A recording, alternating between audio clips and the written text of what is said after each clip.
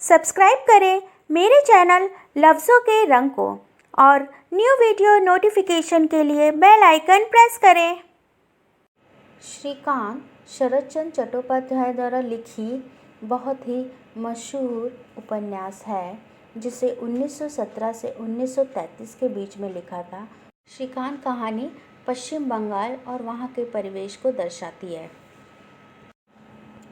अक्सर देखता था कि पास ही किसी न किसी ज्वार या मकई के पेड़ का अगला हिस्सा एकाएक हिलने लगता था और छप छप शब्द होते थे। एक दफ़े तो मेरे हाथ के पास ही हरकत हुई। संशय होकर उस तरफ मैंने इंद्र का ध्यान आकर्षित किया कि बड़ा सुअर न सही कोई बच्चा कच्चा तो नहीं है। इंद्र ने अत्यंत सहज भाव से उत्तर दिया, वे कुछ नहीं, सांप लिपटे हैं, आहट पाकर जल में कूद पड़ते हैं। कुछ नहीं, सांप कांपकर मैं नाव के बीच सिकुड़ कर बैठ गया। अस्फुट स्वर में पूछा, कैसे सांप भाई? इंद्र ने कहा, सब किस्म के सांप है, टोंडा, बूंदा, कोंडियाल, काले आदि। पानी में बहते बहते आए और झाड़ों में लिपट रहे। कहीं भी तो सूखी जमीन नहीं है, देखते नहीं हो? सो तो देखता हूँ, बह के मारे मेरे तो पैरों के नख से लेकर सिर के बाल तक खड़े हो गए, परंतु उस भले मानुस ने भूरक्षेप तक न किया। अपना काम करते करते ही वह कहने लगा, किंतु ये काटते नहीं हैं, ये खुद ही बेचारे डर के मारे मरे जा रहे हैं। 2-3 दिन तो मेरे ही शरीर को छूते हुए भाग गए हैं। कई एक तो खूब मोटे हैं, मालूम पड़ता है कि वो टोंडा बोंडा होंगे, और यदि कदाचित काट ही गए तो क्या किया जाए, मरना तो एक दिन है ही। सो इसी प्रकार वह और भी कुछ अपने मृदु स्वाभाविक कंठ से बोलता रहा। मेरे कानों तक कुछ तो पहुंचा और कुछ नहीं पहुंचा। मैं निर्वाक निष्पन्न काठ के समान जड़ होकर एक ही स्थान पर एक ही भाव से बैठा रहा। श्वास छोड़ने में भी मानो भय मालूम होने लगा। छप से कहीं कोई मेरी नाव में ही ना आ गिरे, और चाहे जो हो, किंतु वह क्या आदमी है, मनुष्य, देवता, पिशाच, वह क्या है? किसके साथ मैं इस जंगल में घूम रहा हूँ?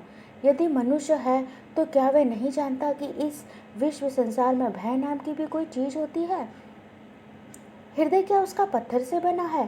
क्या वह हमारी ही तरह सिकुड़ता फैलता नहीं है?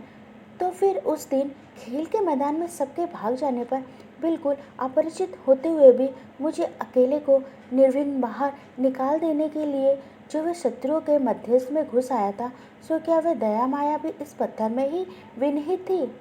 और आज विपत्ति का सब हाल राई राई तिल तिल जानते सुनते हुए भी चुपचाप अकुंठित चित्त से वह इस भयावह और अति भीषण मृत्यु के मुख में उतर कर खड़ा है। एक बार मुँह से यह भी नहीं कहता कि श्रीकांत भाई एक बार तू नीचे उतर आ। वह तो मुझे जबरन नीचे उतार कर नौका खिंचवा सकता था। यह केवल खेल तो है ही नहीं, जीवन और मृत्यु के सामने खड़े होकर इस उम्र में ऐसा स्वार्थ त्याग कितने आदमियों ने किया है। बिना आडंबर के कितने सहज भाव से उसने कह दिया कि मरना तो एक दिन होगा ही भाई। कितने लोग ऐसी सच बात कहते दिखाई पड़ते हैं। ये सच है कि इस विपत्ति में वह मुझे खींच लाया है। फिर भी उसके इतने बड़े स्वार्थ त्याग को मनुष्य की देह धारण करते हुए मैं किस तरह भूल जाऊं भला?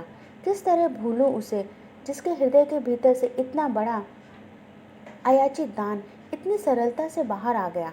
उस हृदय को किसने किस चीज़ से गढ़ा होगा? उसके बाद कितने काल और कितने सुख दुखों में से होकर मैं आज इस बुढ़ापे को प्राप्त हुआ हूँ। कितने देश, कितने प्रांत, कितने नदी नद, पहाड़ पर्वत, वन जंगल घूमा फिरा हूँ। कितने प्रकार के मनुष्य इन 2 आँखों के सामने से गुजर गए हैं, किंतु इतना बड़ा महाप्राण व्यक्ति तो और कभी मैंने नहीं देखा। परंतु वह अब नहीं रहा। अकस्मात एक दिन मानो बुद्धू की तरह शून्य में मिल गया। आज उसकी याद आते ही दोनों सूखी आंखें जल से भर आती हैं। केवल एक निष्फल अभिमान हृदय के तल देश को आलोड़ित करके ऊपर की ओर फेन के माफिक तैर आता है। हे सृष्टिकर्ता, क्यों तूने इस अद्भुत अपार्थिव वस्तु को सृष्टि करके भेजा था, और इस प्रकार व्यर्थ करके क्यों उसे वापस बुला लिया? बड़ी ही व्यथा से मेरा यह सहस्र मन आज बारंबार यही प्रश्न करता है, भगवान तुम्हें रुपया, पैसा, धन, दौलत, विद्या, बुद्धि तो अपने अकूट भंडार से ढेर की ढेर देते हुए देखता हूँ, किंतु इतने बड़े महाप्राण व्यक्ति आज तक तुम कितने दे सके हो। खैर जाने दो इस बात को। घोर जल कल्लोष क्रमशः पास से आता जाता है, इस बात को मैं जान रहा था, इसलिए और कोई सवाल किए बगैर मैंने समझ लिया कि इस जंगल के बीच में ही वह भीषण प्रवाह प्रवाहित हो रहा है जिसको स्टीमर भी पार नहीं कर पाते। मैं खूब अनुभव कर रहा था कि पानी का वेग बढ़ रहा है और घूसर वर्ण का फेन का पुंज विस्तृत रेत राशि का भ्रम उत्पन्न कर रहा है। इंद्र नौका पर चढ़ाया और डांड को हाथ में लेकर सामने के उद्दाम स्रोत का सामना करने को तैयार हो बैठा। वह बोला, अब कोई डर नहीं है, हम बड़ी गंगा में आ पहुँचे हैं। मैंने मन ही मन कहा, अब डर नहीं है तो अच्छा है, किंतु डर तुम्हें काहे का, सो तो मैं समझ ही नहीं पाया। क्षण भर बाद ही नौका एक बार मानो सिर से पैर तक कांप उठी और पलक मारने के पहले ही मैंने देखा कि वह बड़ी गंगा के स्रोत में पड़कर उल्का के वेग से दौड़ी जा रही है। उस समय छिन्न बादलों की आड़ में मालूम हुआ मानो चंद्रमा उदय हो रहा, क्योंकि जैसे अंधकार में हम अभी तक यात्रा कर रहे थे वैसा अंधकार अब नहीं रहा था। अब बहुत दूर तक चाहे साफ भले ही ना हो दिखाई पड़ता, मैंने देखा जंगली झाऊ और मकई ज्वार वाला टीला दाहिनी ओर छोड़कर हमारी नाव सीधी चली जा रही है। बहुत जोर से नींद आ रही है इंद्र, अब घर चलो भाई। इंद्र ने कुछ हंसकर ठीक स्त्री सुलभ सेनहात कोमल स्वर में कहा, नींद आने की तो बात ही है भैया, पर क्या किया जाए श्रीकांत, आज तो कुछ देर होगी ही, अभी बहुत सा काम पड़ा है। अच्छा एक काम करो ना, इस जगह थोड़ा सा लेट लो। दोबारा अनुरोध की जरूरत ही नहीं हुई। मैं गुड़गुड़ होकर उसी स्थान पर लेट गया, परंतु नींद नहीं आई। अंधामुंधी आंखों से मैं चुपचाप आकाश में बादलों और चांद की आंख मिचोली देखने लगा। यह डूबा, वह निकला, फिर डूबा, हंसा और कान में आने लगी जल प्रवाह की वही सतत हुंकार। यह एक ही बात प्रायः मेरे मन में आया करती है कि मैं उस दिन इस प्रकार सब कुछ भूल भाल कर बादलों और चंद्रमा के बीच कैसे डूब गया। तन्मय होकर चांद देखने की अवस्था तो मेरी उस समय थी नहीं, किंतु बड़े बूढ़े लोग पृथ्वी के अनेक व्यापार देख सुनकर कहा करते थे कि ये बाहरी चांद कुछ नहीं है, बादल भी कुछ नहीं है, सब माया है, मिथ्या है। दरअसल कुछ चीज़ है तो वह अपना मन है, जब जिसे जो दिखता है विभोर होकर वह इतना ही देख पड़ता है। मेरी भी यही दशा थी। इतने प्रकार की भयंकर घटनाओं में से इस प्रकार सही सलामत बाहर निकल आने के उपरांत मेरा निर्जीव मन उस समय शायद ऐसे ही किसी एक शांत तस्वीर के भीतर विश्राम लेना चाहता था।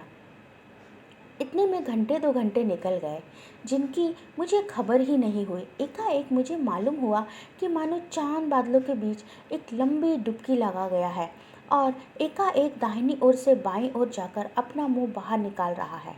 गर्दन कुछ ऊपर उठाकर देखा, नौका अब उस पार जाने की तैयारी में है। प्रश्न करने अथवा कुछ कहने का उद्यम भी शायद उस समय मुझ में शेष नहीं था, इसलिए मैं फिर उसी तरह लेट गया। फिर वही आंखें भरकर प्रवाह का गर्जन तर्जन देखने सुनने लगा। शायद इस तरह 1 घंटा और बीत गया। खस्से रेत के टीले पर नौका टकराई। व्यस्त होकर मैं उठकर बैठ गया। अरे यह तो इस पार आ पहुँचे, परंतु ये जगह कौन सी है, मेरा घर कितनी दूर है। रेत के ढेर के सिवाय और तो कुछ दिख ही नहीं रहा है। सवाल करने के पहले ही एकाएक कहीं पास ही कुत्तों का भूखना सुनकर मैं और भी सीधा होकर बैठ गया। निश्चय ही कहीं पास में बस्ती है। इंद्र बोला, तनिक ठहर श्रीकांत, मैं थोड़ा सा घूमकर अभी लौट आऊँगा। तुझे अब कुछ डर नहीं है, इस कगारे के उस पार ही धीवरों के मकान हैं। साहस की इतनी परीक्षाएं पास करने के उपरांत अंत में यहाँ आकर फेल हो जाने की मेरी बिल्कुल इच्छा नहीं थी, और ख़ास करके मनुष्य की इस किशोर अवस्था में जिसके समान महाविस्मयकारी वस्तु संसार में शायद और कोई नहीं है। एक तो वैसे ही मनुष्य की मानसिक गतिविधि बहुत ही दुर्जय होती है, और फिर किशोर किशोरी के मन के भाव तो मैं समझता हूँ बिल्कुल ही अज्ञे है। इसलिए शायद श्री वृंदावन के उन किशोर किशोरी की किशोर लीला चिरकार से ऐसे रहस्य से आच्छादित चली आती है। बुद्धि के द्वारा ग्रहण ना कर सकने के कारण किसी ने उसे कहा अच्छी, किसी ने उसे बुरी, किसी ने नीति की दुहाई दी, किसी ने रुचि की, और किसी ने कोई भी बात ना सुनी। वे तर्क वितर्क के समस्त घेरों का उल्लंघन कर बाहर हो गए। जो बाहर हो गए वे डूब गए, पागल हो गए, और नाच कर, रोकर, गाकर, एकाकार करके संसार को उन्होंने मानो एक पागलखाना बना छोड़ा। तब जिन लोगों ने बुरी कहकर गालियां दी थी, उन्होंने भी कहा कि और जो चाहे हो, किंतु ऐसा रस का झरना और कहीं नहीं है। जिसकी रुचि के साथ इस लीला का मेल नहीं मिलता था, उन्होंने भी स्वीकार किया। इस पागलों के दल को छोड़कर हमने ऐसा गान और कहीं नहीं सुना। किंतु यह घटना जिस आश्रय को लेकर घटित हुई, जो सदा पुरातन है और साथ ही चिर नूतन भी, वृंदावन के वन वन में होने वाले किशोर किशोरी की उस सुंदरतम लीला का अंत किसने कब खोज पाया है, जिसके निकट वेदांत तुच्छ है और मुक्ति फल जिसकी तुलना में बारिश के आगे वारी बिंदु के समान शूद्र है, ना किसी ने खोज पाया और ना कोई कभी खोज पाएगा। इसलिए तो मैंने कहा कि उस समय मेरी वह किशोर अवस्था थी। भले ही उस समय मैं इतना बड़ा नहीं हुआ था, परंतु फिर भी उसका दंभ तो आकर हाजिर हो गया था। आत्मसम्मान की आकांक्षा तो हृदय में सजग हो गई थी। उस समय अपने सखा के निकट अपने को कौन डरपोक सिद्ध करना चाहेगा। इसलिए मैंने तो उसी दम जवाब दिया, मैं डरूंगा क्यों? अच्छा तो है, जाओ। इंद्र ने अपना दूसरा वाक्य खर्च न किया और वह जल्दी जल्दी पैर बढ़ाता हुआ अदृश्य हो गया। ऊपर सिर पर अंधकार प्रकाश की वह आंख बिचौनी हो रही थी। पीछे बहुत दूर तक अविश्राम सतत गर्जन तर्जन हो रहा था और सामने वही रेती का किनारा था। यह कौन स्थान है, सोच ही रहा था कि इंद्र दौड़ता हुआ आकर खड़ा हो गया। बोला, श्रीकांत, तुझसे एक बात कहने को लौट आया हूँ। यदि कोई मछली मांगने आए तो खबरदार देना नहीं। कह देता हूँ, खबरदार, हरगिज न देना।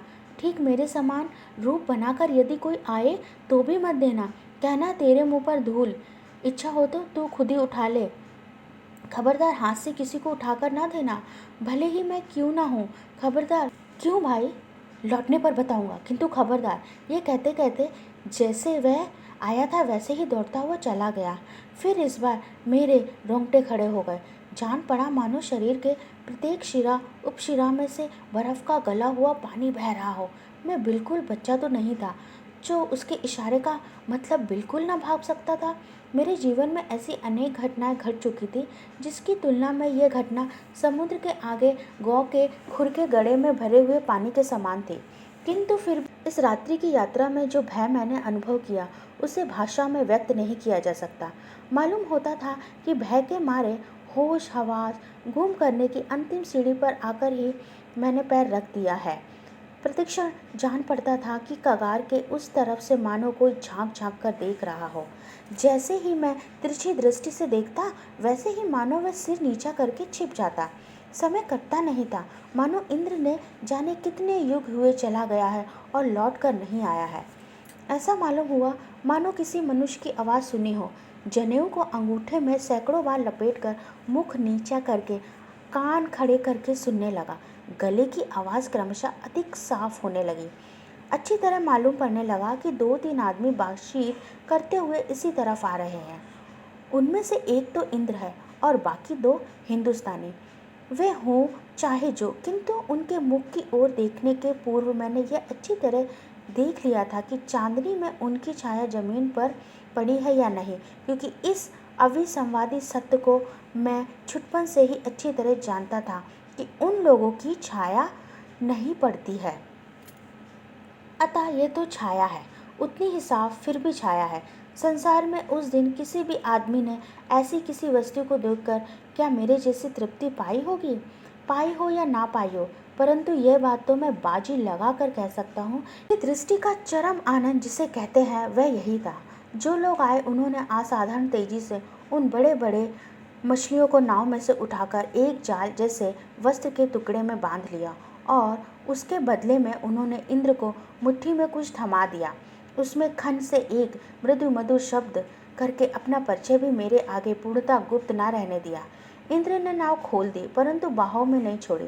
धार के पास पास प्रवाह के प्रतिकूल लग्गी से ठेलते हुए वे धीरे धीरे अग्रसर होने लगा। मैंने कोई बात नहीं कही, क्योंकि मेरा मन उस समय उसके विरुद्ध घृणा के भाव से और एक प्रकार के क्षोभ से लबालब भर गया था। किंतु यह क्या, अभी अभी तो उसे चंद्रमा के प्रकाश में छाया डालते हुए लौटते देखकर अधीर आनंद से दौड़कर छाती से लगा लेने के लिए उन्मुख हो उठा था। हाँ, सो मनुष्य का स्वभाव ही ऐसा है। तनिक सा दोष देखते ही कुछ क्षण पूर्व की सभी बातें भूलते उसे कितनी ही देर लगती है। राम राम राम, उसने इस तरह रुपए प्राप्त किए। अब तक मछली चुराने का यह व्यापार मेरे मन में बहुत स्पष्ट तौर से चोरी के रूप में ही शायद स्थान ना पा सका था, क्योंकि लड़कपन से ही रुपए पैसों की चोरी ही मानो वास्तविक चोरी है। और सब अनिति भले ही हो, किंतु ना जाने क्यों ठीक ठीक चोरी नहीं है। इस तरह के अद्भुत धारणा प्रायः सभी लड़कों की होती है। मेरी भी यही धारणा थी। ऐसा ना होता तो इस खन्न शब्द के कान में जाते ही इतने समय में इतना वीरत्व, इतना पौरुष, सब कुछ क्षण भर में इस प्रकार शुष्क तृण के समान ना झड़ जाता। यदि उन मछलियों को गंगा में फेंक दिया जाता अथवा और कुछ किया जाता, केवल रुपयों के साथ उनका संसर्ग घटित ना होता, फिर भी हमारी उस मत्स्य संग्रह यात्रा को कोई चोरी कहकर पुकारता, शायद गुस्से में आकर मैं उसका सिर फोड़ देता और समझता कि उसके वास्तव में जो सजा मिलनी चाहिए वही पाई है। किंतु राम राम राम, यह काम तो जेल खाने में कैदी किया करते हैं। इंद्र ने बात शुरू की। तुझे दूसरा भी डर ना लगा क्यों रे श्रीकांत? मैंने संक्षेप में जवाब दिया। नहीं। इंद्र बोला, किंतु तेरे सिवा वहाँ और कोई बैठा ना रह सकता था, यह मैं जानता हूँ। तुझे मैं खूब समझता हूँ, तू ही मेरा सबसे अच्छा दोस्त है। मैं अब जब भी आऊँगा ना, सिर्फ तुझे ही साथ में लेकर आऊँगा। क्यों? मैंने जवाब नहीं दिया, किंतु इसी समय उसके मुख पर तुरंत के मेघ मुक्त चंद्रमा का जो प्रकाश पड़ा, उससे मुख पर जो कुछ दिखाई दिया, उससे एकाएक मैंने अपना इतनी देर का सब क्रोध क्षोभ भूल गया। मैंने पूछा, अच्छा इंद्र, तुमने कभी उन सबको देखा है? किन सबको? वह जो मछली मांगने आते हैं? नहीं भाई, देखा तो नहीं, लेकिन जो कहते हैं वह सुना है। अच्छा, तुम यहाँ अकेले आ सकते हो? इंद्र हंसा, बोला, मैं तो अकेला ही आया करता हूँ, डर नहीं लगता? नहीं, राम का नाम लेता हूँ, फिर वे किसी तरह नहीं आ सकते हैं। कुछ देर रुककर फिर कहना शुरू किया, राम नाम क्या कोई असाधारण चीज़ है रे? यदि तू राम का नाम लेते लेते सांप के मुंह में चला जाए तो तेरा कुछ ना बिगड़ेगा। देखेगा कि मारे डर के सभी रास्ता छोड़कर भागने लगे हैं, किंतु डरने से काम नहीं चलता। तब तो यह सब जान जाते हैं कि सिर्फ चालाकी कर रहा है। वे सब अंतर्यामी जो हैं। रेती का किनारा खत्म होते ही कंकड़ों का किनारा शुरू हो गया। उस पार की अपेक्षा इस पार पानी का बहाव बहुत कम था, बल्कि यहाँ तो मालूम हुआ मानो बहाव उल्टी तरफ जा रहा है। इंद्र ने लग्गी उठाकर कर्ण पतवार हाथ में लेते हुए कहा, वे जो सामने वन सरीखा दिखरा पड़ता है ना, उसी में से होकर हमें जाना है। यहाँ जरा मैं उतरूँगा, जाऊँगा और आ जाऊँगा, देर ना लगेगी। क्यों उतर जाऊँ? उन सब से तात्पर्य भूतों का है। बंगाल में प्रवाद है कि अकेले में भूत मछली मांगने आते हैं। इच्छा ना रहते हुए मैंने कहा, अच्छा, क्योंकि नहीं कहने का रास्ता तो मैं एक प्रकार से आप ही बंद कर चुका था, और अब इंद्र भी मेरी निर्भीकता के संबंध में शायद निश्चिंत हो गया था। परंतु बात मुझे अच्छी ना लगी। यहाँ से वह जगह ऐसी जंगली, सरीखी, अंधेरी दिख पड़ती थी कि अभी अभी राम नाम का असाधारण महात्म्य श्रवण करके भी उस अंधकार में प्राचीन वट वृक्ष के नीचे डोंगी के ऊपर अकेले बैठे रहकर इतनी रात को राम नाम का शक्ति सामर्थ्य जांच करने की मेरी जरा भी प्रवृत्ति नहीं हुई और शरीर में कपकपी होने लगी। यह ठीक है कि मछलियाँ और नहीं थे, इसलिए मछली लेने वालों का शुभ आगमन ना हो सकेगा, किंतु उन सब का लोभ मछलियों के ऊपर ही है, यह भी कौन कह सकता है। मनुष्य की गर्दन मरोड़कर गुनगुना रक्त पीने और मांस खाने का इतिहास भी तो सुना गया है ना। बहाव की अनुकूलता और डांड की ताड़ना से डोंगी सर्राटे से आगे बढ़ने लगी। और भी कुछ देर जाते ही दाहिनी बाजू का गर्दन तक डूबा हुआ जंगली झाऊ और कांस का वन माथा उठाकर हम दोनों असीम साहसी मानव शिशुओं की तरह विस्मय से स्तब्ध हो देखता रहा और उसमें से कोई कोई झाड़ तो सिर हिलाकर अपना निषेध जताने लगा।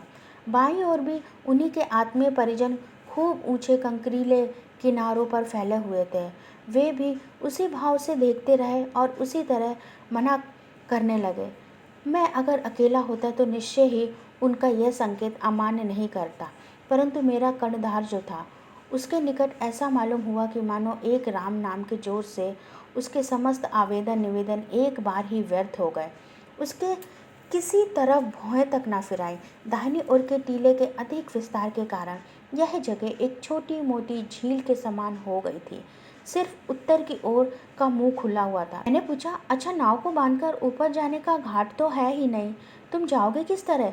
इंद्र बोला, ये जो बड़का वृक्ष है उसके पास से ही एक छोटा सा घाट है।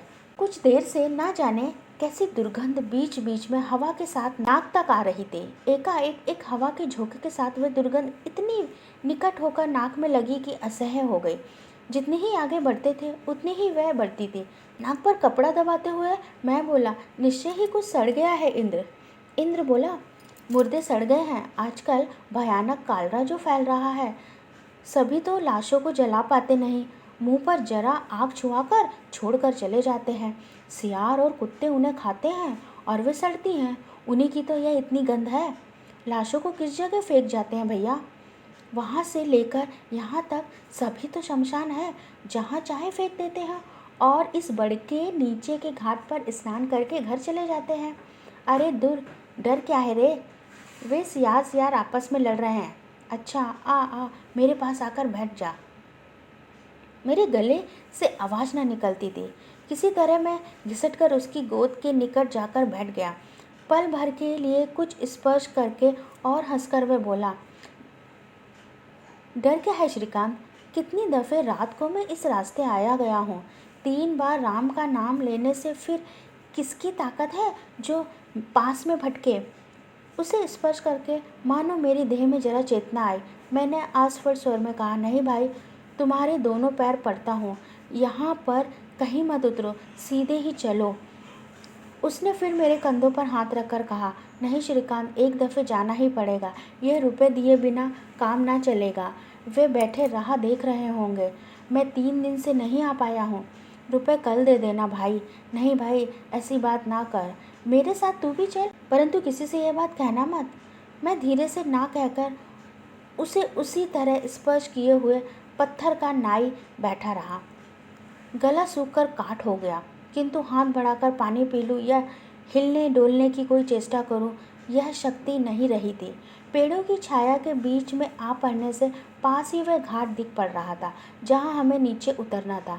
वह स्थान ऊपर पेड़ वगैरह ना होने से म्लान ज्योत्सना के प्रकाश से भी खूब प्रकाशमान हो रहा था। यह देखकर इतने दुख में भी मुझे आराम मिला। घाट के कंकड़ों में जाकर डोंगी धक्का ना खा जाए, इसलिए इंद्र पहले से ही उतरने के लिए प्रस्तुत होकर डोंगी के मुंह के पास तक खिसक आया था। किनारे लगते न लगते वह उस पर से फांद पड़ता, पर फांदते ही भयभीत स्वर से उफ कर उठा। मैं उसके पीछे ही था, इसलिए दोनों ही नज़र उस वस्तु पर प्रायः एक ही साथ पड़ी। उस समय वह नीचे था और मैं नौका के ऊपर। शायद मेरे जीवन में अकाल मृत्यु कभी इतने करुणा रूप में नजर नहीं आई थी। वह इतनी बड़ी व्यथा का कारण होती, यह बात उस तरफ ना देखी जाए तो शायद और तरफ से जानी ही नहीं जा सकती थी। गंभीर रात्रि में चारों दिशाएं निबिड़ स्तब्धता से परिपूर्ण थी। सिर्फ बीच बीच में झांझ झंझाड़ों से, कहीं शमशानचारी सियारों का क्षुधार्त कलह चित्कार, कहीं वृक्षों पर सोते हुए अर्धसुप्त बृहत्काय पंक्षियों के पंखों की फड़फड़ाहट और बहुत दूर से आया हुआ तीव्र जल प्रवाह का हूँ अंतर्नाद सुन पड़ता था। हम दोनों इन सब के बीच निर्वाक निस्तब्ध होकर उस महाकरुण दृष्टि की ओर देखते रहे। एक 6-7 वर्ष का गौर वर्ण हष्ट पुष्ट बालक पड़ा हुआ दिखाई दिया था, जिसका सर्वाक्ष पानी में डूबा हुआ था और सिर्फ सिर घाट के ऊपर था। शायद सियार हाल में ही उसे पानी से बाहर निकाल रहे थे और अब केवल हमारे आकस्मिक आगमन के कारण कहीं पास ही खड़े हुए हमारे जाने की राह देख रहे हैं।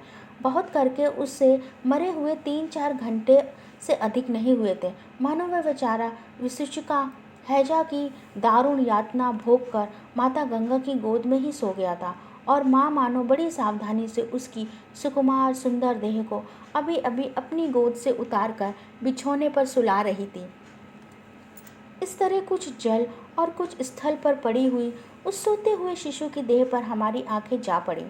मुंह ऊपर उठाया तो देखा कि इंद्र की दोनों आंखों से आंसुओं के बड़े बड़े बिंदु झर रहे हैं। वह बोला, तू जरा हटकर खड़ा हो जा श्रीकांत, मैं इस बेचारे को नौका में से रखकर टीले के उस झाऊ वन के भीतर रख के आता हूँ। यह सत्य कि उसके आंखों में आंसू देखते ही मेरी आंखों में भी आंसू आ गए, किंतु इस छूने ऊने के प्रस्ताव से मैं एक बार की संकुचित हो उठा। इस बात को मैं अस्वीकार नहीं करता कि दूसरे के दुख में दुखी होकर आंखों से आंसू बहना सहज नहीं है, किंतु इसी कारण उस दुख के बीच अपने दोनों हाथ बढ़ाकर जुट जाना यह बहुत अधिक कठिन काम है। उस समय छोटी बड़ी ना जाने कितनी जगहों से खिंचाव पड़ता है। अव्वल तो मैं इस पृथ्वी के शिरोभूत हिंदू घर में वशिष्ठ इत्यादि के पवित्र पूज्य रक्त का वंशधर होकर जन्मा, इसलिए जन्मगत संस्कारों के वश मैंने सीख रखा था कि मृतदेह को स्पर्श करना भी एक भीषण कठिन व्यापार है। दूसरे, इसमें ना जाने कितने शास्त्रीय विधि निषेधों की बाधाएं हैं और कितने तरह के कर्म कांडों का घटाटोप है। इसके सिवा ये किस रोग से मरा है, किसका लड़का है, किस जाति का है, यदि कुछ ना जानते हुए और मरने के बाद ये ठीक तौर से प्रायश्चित करके घर से बाहर हुआ था या नहीं, इसका पता लगाए बिना ही इसे स्पर्श किस तरह किया जा सकता है। कुंठित होकर जैसे ही मैंने पूछा, किस जाति का मुर्दा है और क्या तुम इसे छुओगे, कि इंद्र ने आगे बढ़कर एक हाथ उसकी गर्दन के नीचे और दूसरा हाथ घुटनों के नीचे देकर उसे सूखे तिनके के समान उठा लिया और कहा, नहीं तो बेचारे को सियार नोच नोच कर ना जाने खा जाएंगे। इसके मुंह से तो अभी तक औषधियों की गंध आ रही है रे। ये कहते कहते उसने नौका के उसी तख्त पर जिस पर कि पहले मैं सोया था उसे सुला दिया और नाव को ठेल कर स्वयं भी चढ़ गया। बोला, मुर्दे की क्या जात होती है रे? मैंने तर्क दिया, क्यों नहीं होती? इंद्र बोला, अरे ये तो मुर्दा है, मरे हुए की जात क्या? यह तो वैसा ही है जैसे हमारी यह डोंगी, इसकी भला क्या जात है? आम या जामुन जिस कभी कोई भी काठ की बनी हो, अभी तो इसे डोंगी ही हम बोलेंगे और कोई नहीं कहेगा कि आम या जामुन है। समझा कि नहीं? यह भी उसी तरह है।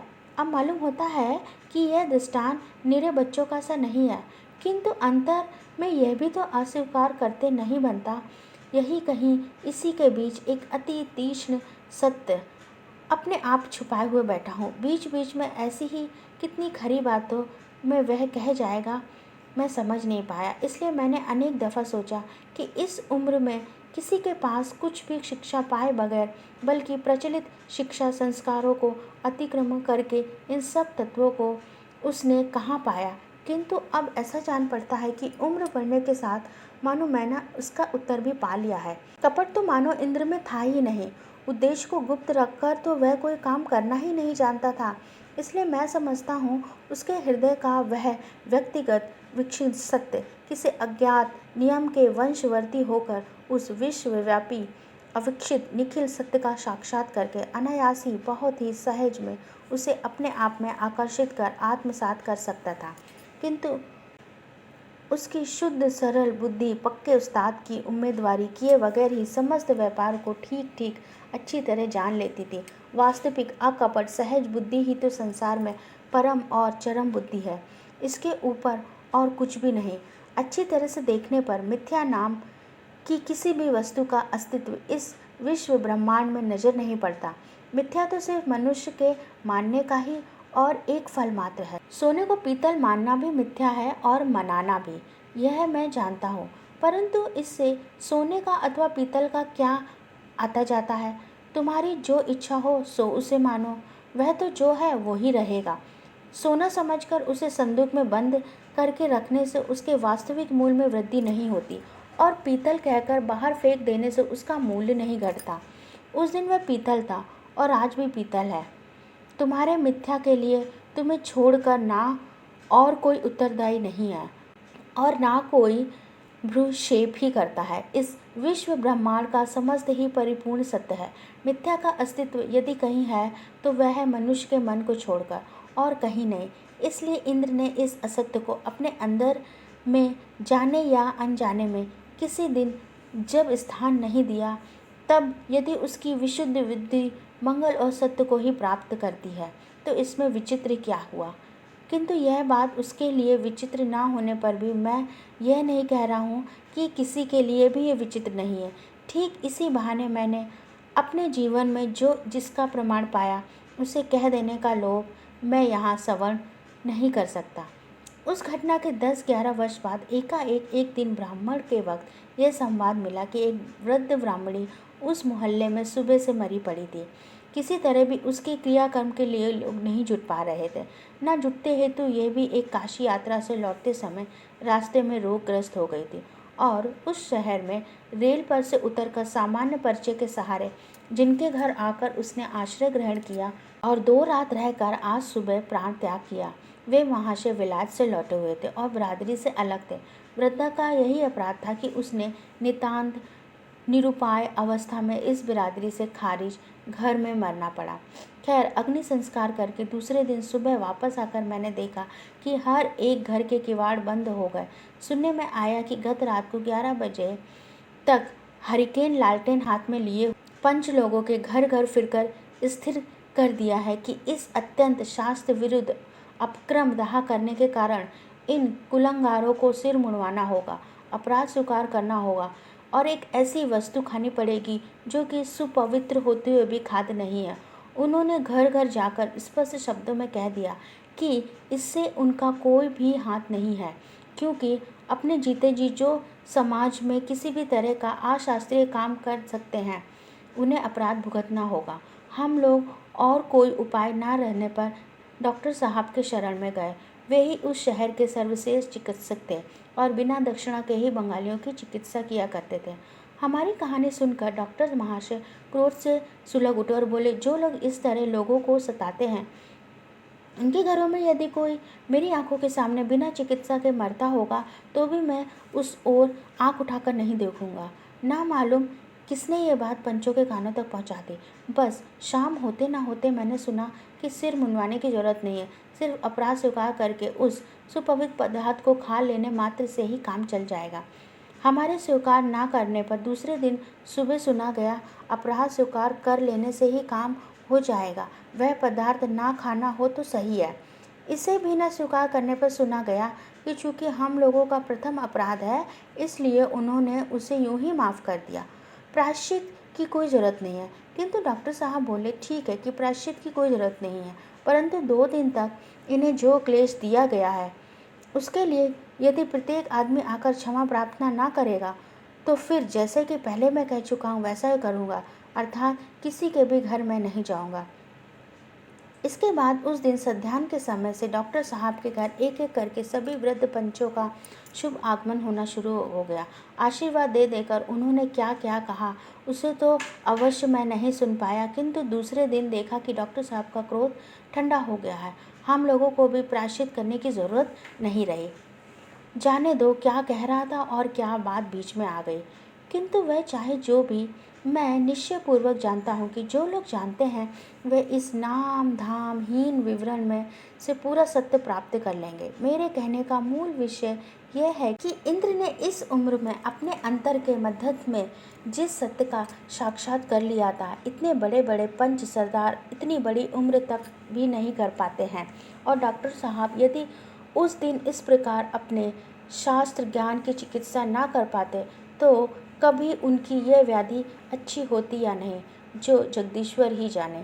टीले पर आकर आधे डूबे जंगली छाओं के अंधकार में जल के ऊपर उस अपरिचित शिशु की देह को इंद्र ने जब अपूर्व ममता के साथ रख दिया तब रात्रि अधिक नहीं थी। कुछ देर तक उस शव की ओर माथा झुकाए रहा और अंत में जब उसने मुंह उठाकर देखा तब धुंधली चांदनी में उसका मुंह जितना कुछ दिखाई पड़ा वह मलिन था और उसके सूखे मुख पर ठीक वैसा ही भाव प्रकट हो रहा था जैसे कि कोई कान उठाकर किसी की राह देख रहा हो। मैं बोला, इंद्र अब चलो। इंद्र अनमनस्क भाव से बोला, कहाँ?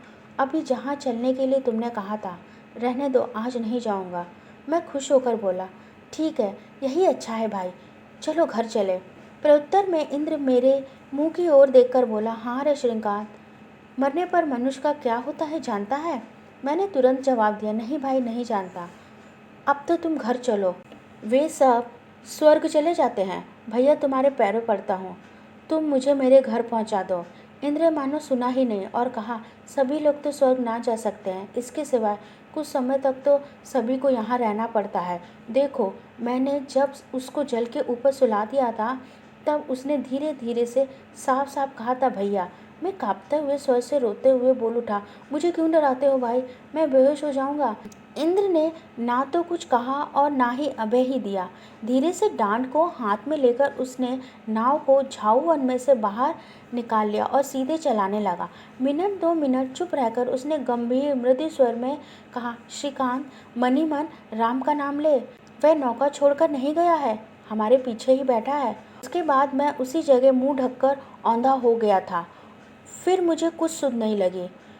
जब आंखें खोली तब अंधकार नहीं था, नाव किनारे लगी हुई थी। इंद्र मेरे पैरों के पास बैठा बोला, अब थोड़ा चलना होगा श्रीकांत, उठ बैठ। पैर उठते ही ना थे, फिर भी किसी तरह गंगा के किनारे किनारे चलकर सवेरे लाल आंखें और अत्यंत सूखा म्लान मुख लेकर घर पहुंचा। मानो एक समारोह सा हो उठा।